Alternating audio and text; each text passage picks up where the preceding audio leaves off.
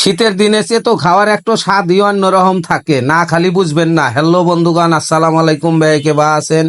আমি আলহামদুলিল্লাহ ভালোই আছি। গুড় করে আইটা যাইতাছি বরপুলের কাছে। সে তো খাওয়ার নেগা বাইরের মুড়া একটা ফলের দোকান পড়লো। 10 টাকা দিয়ে একটা অস্ট্রেলিয়ার মটমটা আপেল কিনা খাতি খাতি যাইতাছি বড়পুলের কাছে। বড়পুলের কাছে আইসা দেখি ডাইনে বায়ে খালি মানুষ আর মানুষ। কারে এত মানুষ কোন থেকে আসলো?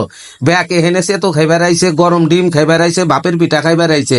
সে তো আলাক কইলাম কয় রকমের সে তো আছে? কয় হেনে 3-4 রকমের সে তো আছে। কোন্ড খাইবেন কোন্ড দিমু?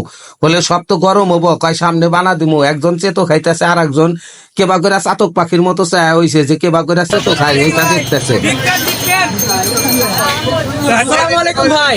ওয়ালাইকুম সালাম। আপনার তো আমাদের সিরাজগঞ্জের গর্ব ভাই। ধন্যবাদ।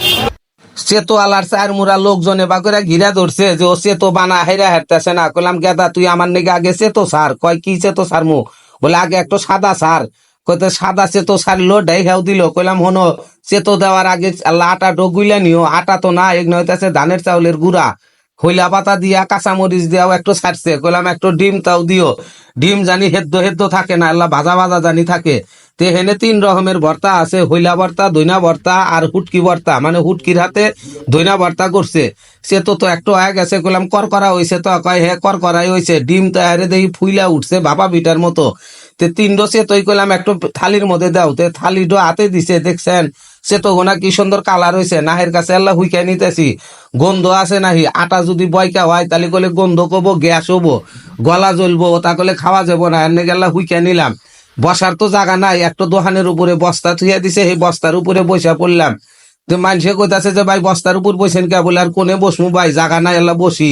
ভর্তা গোনা নগের হাতে ভরায় গেলা সে হে দেখতেছি ভর্তা আবার কবে কার।